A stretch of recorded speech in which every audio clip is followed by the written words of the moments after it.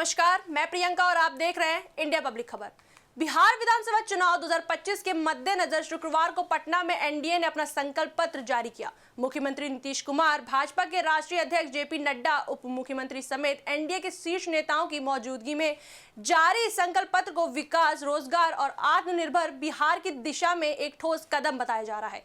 NDA गठबंधन में Bhajpa, JDU समेत कुल 5 दल शामिल हैं, जिन्होंने एक साथ मिलकर बिहार की जनता के सामने अपने वादे और प्राथमिकताएं रखी।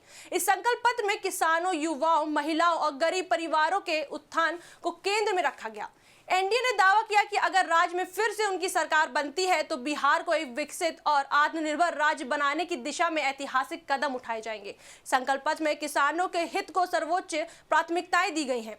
बिहार में एनडीए सरकार बनने पर किसानों को केंद्र से अलग 3,000 रुपए की अतिरिक्त सम्मान निधि देने का ऐलान किया गया है। इसके तहत किसानों को हर साल 9,000 रुपए बिहार सरकार से मिलेंगे। यह कदम कृषि आय बढ़ाने और किसानों को आर्थिक रूप से सशक्त बनाने की दिशा में एक बड़ा प्रयास माना जा रहा है।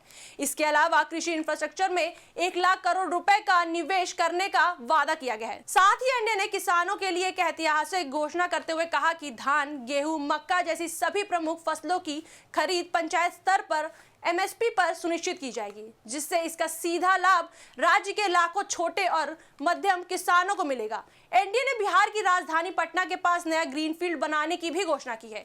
इसके अलावा राज्य के सभी प्रमुख शहरों में सैटेलाइट टाउनशिप विकसित की जाएगी ताकि बढ़ती आबादी और शहरीकरण के दबाव को संतुलित किया जा सके।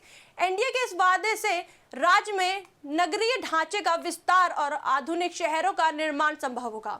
इसका सीधा प्रभाव रोजगार और निवेश के अवसरों पर पड़ेगा। बिहार में इंफ्रास्ट्रक्चर विकास पर विशेष ध्यान देते हुए एनडीए ने संकल्प पत्र में 7 नए एक्सप्रेसवे बनाने, 3,600 किलोमीटर लंबे रेलवे ट्रैक का आधुनिकीकरण करने और राज्य में अमृत भारत एक्सप्रेसवे और नमो रैपिड ट्रेन सेवा शुरू करने का भी वादा किया। इसके अलावा एनडीए ने 4 नए शहरों में मेट्रो सेवा शुरू करने की बात कही है। ये कदम बिहार के शहरी ढांचे को आधुनिकता की दिशा में एक नया आयाम देगा। इसके आगे गठबंधन ने भी वादा किया कि बिहार के 10 नए शहरों में एयरपोर्ट शुरू कर वहां से विमान सेवा संचालित की जाएगी। साथ ही दरभंगा और पूर्णिया के मौजूदा एयरपोर्ट से अंतर्राष्ट्रीय उड़ानें शुरू करने की भी घोषणा की गई है। इसके अलावा पटना के पास ग्रीनफील्ड इंटरनेशनल एयरपोर्ट और भागलपुर में नया एयरपोर्ट बनाने की योजना भी शामिल है।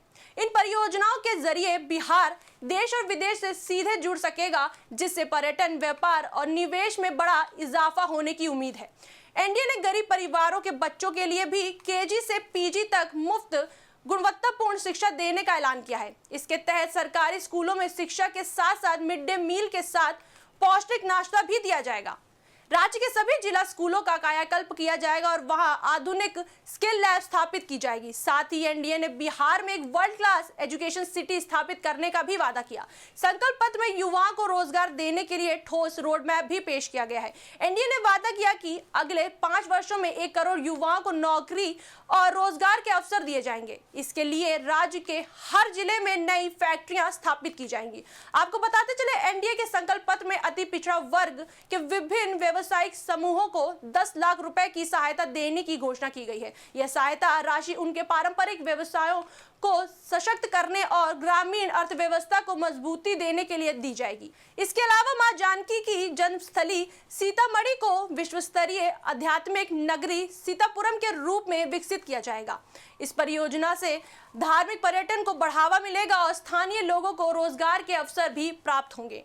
एनडीए नेताओं ने संकल्प पत्र जारी करते हुए कहा कि यह केवल वादा नहीं बल्कि बिहार के समग्र विकास का रोड मैप है। एनडीए का यह संकल्प पत्र बिहार के भविष्य की एक स्पष्ट रूपरेखा प्रस्तुत करता है, जहां किसानों की समृद्धि, युवाओं को रोजगार, शिक्षा में सुधार, महिलाओं की भागीदारी और आधुनिक इंफ्रास्ट्रक्चर मुख्य आधार है। भाजपा और उसके सहयोगी दलों ने एक बार फिर से यह संदेश दिया है कि उनका लक्ष्य सत्ता नहीं बल्कि बिहार को एक विकसित, आत्मनिर्भर और समृद्ध राज्य बनाना है।